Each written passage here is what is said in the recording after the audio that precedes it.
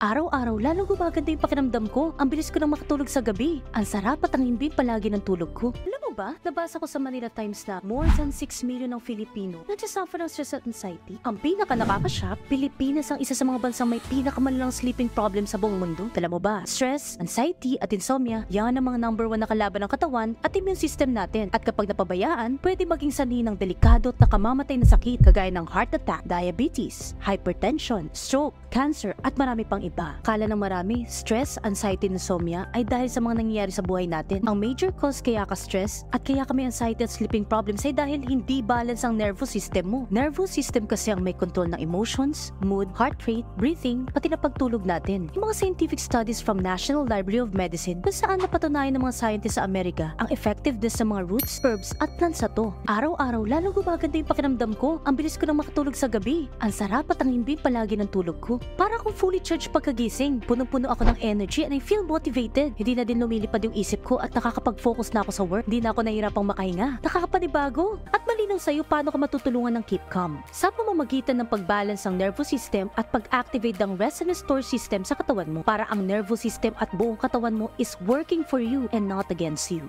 Remember, ito ang chance mo para magkaroon ulit ng happiness, peace of mind and freedom. Ngayon, sa isang click ng button, meron kang power para baguhin ang lahat.